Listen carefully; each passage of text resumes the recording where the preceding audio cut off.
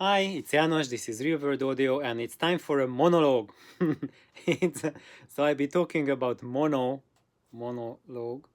and specifically about how we can get the most out of mono in our stereo era or stereo systems. And and that's because I received a lot of questions asking specifically for that. Specifically, there was one question about the mono switch in the amplifier. So if you flip the mono switch, is it a good solution to experience mono? And Larry was asking a long time ago, sorry I have not responded to this yet, about mono cartridges versus stereo cartridges, like which one would be better for mono use? Can we use a high level stereo cartridge, and are there any drawbacks to that? Or yeah, so that's another thing. But first of all, about mono, and what really prompted this video to make it was I think last week uh, Pearl Audio came out with a video on mono, and that's on YouTube as well. I will put the link for him, and he shared something really important, I think, about the history of when stereo was introduced. So after stereo was introduced, there was a decade when the companies released both mono and stereo of the same recording. And why was that? And it's a half an hour long video, and I really recommend everyone to uh, listen to it and think about it, because that gives a lot of uh, food for thought. And now coming back to um, the mono switch in the power amplifier, what does it do? And the simplest mono switch, so actually when you have your power amplifier, the mono switch in one power amp is not equal to the mono switch in another amplifier. The stereo to mono down mixing can happen in very different ways, and the results are drastically different. So when one person is talking about, okay, I'm flipping the mono switch, he might be doing something very different than what's happening in your case. uh, the most direct way and simplest way of a mono switch is basically you have your one channel, other channel, left channel, right channel, and basically the mono switch is like extra wires coming from each of the hot to a switch. And when you switch the switch on, then it basically connects the two wires, and basically it bridges the two channels. So the output of left and right will be the same. So both of your channels will be driven by a signal that is shorted between the two channels basically. And now you have to beware of this situation if you just put a switch like that in your amplifier, because if you have, let's say, a full tube preamplifier before it, or a tube output stage, or a transformer coupled output stage, you are fine to do that. But if you have a transistorized preamplifier, then bridging both channels, you can very well fry and cook it well and truly. uh, because transistors, they, if they are not designed to be bridged, the output stages, when you bridge the two, you will basically kill the output transistor. And why is that happening? That's because when you are mixing these two channels, what happens really is that one channel signal feeding back to the output stage of the other channel in the preamplifier, or your source if you directly plug your CD in it.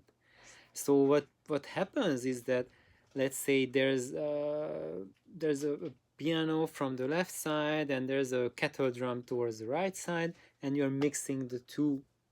And then there was the transistor here that is trying to reproduce the piano's sounds.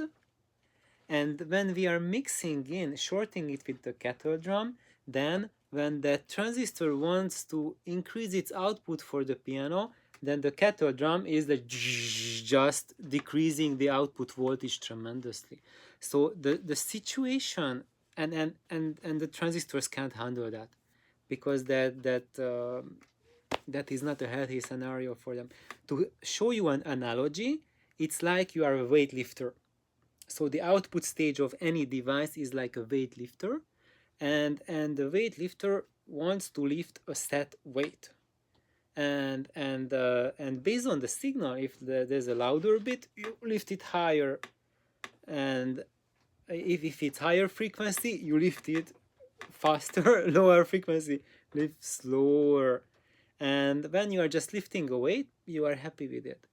But when you bridge two channels, what happens is like two weightlifters want to lift the same weight, and one wants to lift it up while the other wants to push it down. So what happens is that the guy who is stronger will muscle the other guy, and he's trying to lift it up, and then he will just snap his bicep, tear his bicep. That's what's happening when you're trying to bridge transistors together. It's like tearing a bicep when you want to lift something that someone's pushing down against your wishes, and it goes beyond your tolerance. And for vacuum tubes, they are really rugged, and they really don't care about their health as a tube. Is not affected almost at all by feeding back signals from the next stage. So if you have a tube preamplifier or a tube DAC, then you can bridge your amplifier, no problem. There can be some cases if it's like a constant current loaded tube, so there's a transistor sitting under the tube or on top of the tube, then yeah, you might crap out that transistorized stage. So the tube will be happy, but the constant current device, it will might fry. So just because it says tube deck, maybe you are not allowed to just short the two channels, because if it's constant current loaded, then you will cook it most likely well and truly. No, but if you know that it's just a 100% tube output stage, or it has a transformer, or maybe even if it's a solid state device but it has a transformer coupled output stage, which is almost never happens. I haven't heard of any in commercially marketed preamplifiers that have transformer output state 0. That's the count of it. But if you have anything like that, you built it for yourself or someone specially made it for you, you can bridge it together, because there's a protection that the transformer is doing for you. And in that way you can do like a really direct nice cut, and there's no series interference. However, what most power amplifiers do for a mono switch is that there's also a series resistance for both of the channels, and then the signal gets downmixed, and in that case there will be an isolation between the two channels, so there will be still feeding back a little bit from the other channel. There will be still interference, so the weightlifter can't lift exactly the way he wants to lift that weight, but the amount of interference is not enough to snap the bicep, but it's enough to make it erratic. And that's why in most cases when you have this mono flip, then there's a noticeable degradation in the sound quality when you engage the mono. You hear quite a bit of detail loss occurring. And still, it might work out for your advantage if your room has acoustic problems, or your loudspeakers tonality issues. If you collapse the sound into a mono stage, a lot of that is not going to be bothersome for the human brain, because there's no two sources feeding you garbage. There's just only one garbage being thrown at you, and the brain is much happier when you try to dump less crap on it and process it better. So that's one thing. But depending on your system, uh, with this switching type of situation, there's always a drastic drop in detail level. But most amplifiers that have this sort of switch are not resolving enough that this drop of detail level is just so drastic, because even without this, the detail level is not that good anyway. So that's the most pedestrian way of creating mono. And I would say that if you have a stereo source and you want to flip it into mono like that, I was never truly happy with it. uh, if you have a mono source, like for example from your CD, you have two double mono input, and then you short it this way, that works. What I've noticed is when you flip the mono switch with, like, let's say like Dorothy's Swan Lake, uh, Mercury Living Presence, then you will there's a much better dynamic feel to it. Like the dynamics will even be even better, because you are cutting off the imbalances that happen at the lower stages, so you are keeping the signal more even. And but you can build on that even more if you just cut out one stage of your one channel of your amplifier, and you just use one channel to drive two speakers. That will add an additional layer of solidity for the mono image. It will be even more like wow. So that was the first time when I truly could enjoy mono from stereo recordings, is when I just used one amplification channel, and instead of having a stereo amplifier and trying to connect the two channels into mono. That's what the mono flip switch does. And in that scenario, when you use just one channel, if you try to like down mix the two channels to one, uh, I was never happy with it using this simple switching and resistor down mixing method. It's much better if you just choose either the left channel or the right channel and feed it into the mono amplifier, and then you have either one loudspeaker or two loudspeakers connected to it. And it will be astonishing. Even like stereo records will sound really, really good like that. Where you might want to run into problems is when they really separate out the music instruments in the recording. So maybe you have the double bass on the left channel and the guitar on the right, and then if you choose one or the other, you just hear the double bass or just you hear the guitar, and then it becomes something very different. On a second thought, a lot of pop music is already the brainchild of somebody at the mixing console trying to create effects. It's a phenomenal adventure for you if you just select the left or just the right channel and just listen to that. How does it sound?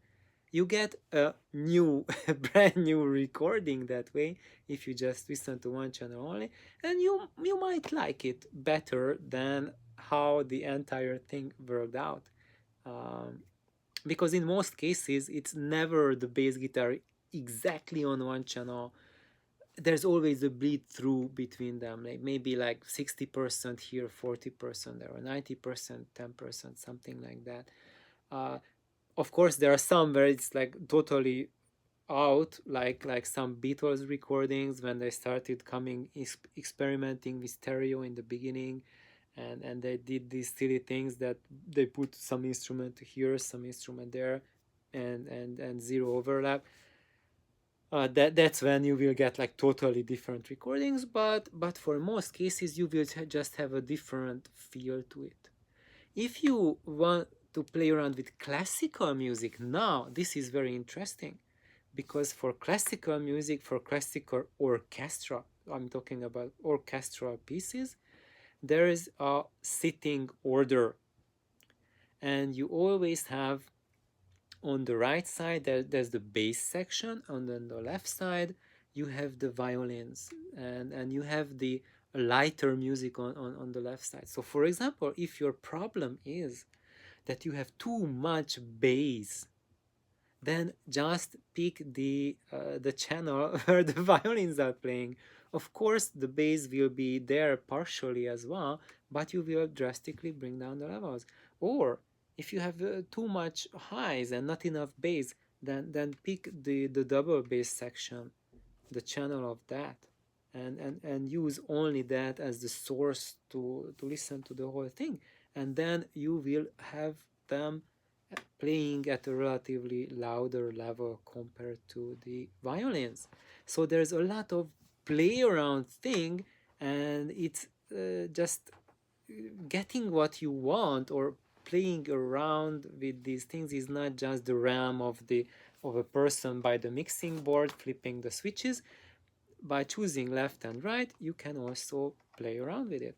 And there are some preamplifiers where you can, especially from the early era, when you can switch like stereo, and then not just full mono, but like several levels of mixing the two channels together, and then you can you can play around a lot with that. And then these older preamps also have like a selection, like, do I want to down mix the two channels into one, or do I want to pick left channel only or right channel only? And if you just want to play around and experience, that's the best way. Then you can get the whole layer of adventures for you. But if you want to go absolutely for highest quality, then just only left or only right, and do not try to mix them. And this is my experience. Or if you want to mix them, there is one proper way. That's what Sakuma-san did and showed us, is to use transformer for the mixing. So basically, you are using the you are connecting the secondaries together, either in parallel or better in series, and then you take that signal, and that's the only way of well and truly adding together left channel and right channel without compromising the stage that produces that signal. So in that case, you will get a real mono conversion, that where the quality of the information that's coming from your record player or CD is not getting compromised. I think that's it for today. I hope these ideas are helpful and give you pointers how to play around and what to try out. For me, when I tried it out first, I tried out just left only and right only, because I had a one channel of a Heathkit W2 amplifier, and I hooked it up to both of my void pipes, and I just listened to this dual mono basically, and I had to pick for the input either left channel or right channel, and I was astonished because there were a lot of music that sounded quite a bit better in this dual mono one channel only version compared to having a proper stereo. So that's why play around, have fun, and please like and subscribe. have an awesome, astonishingly good day. Bye bye.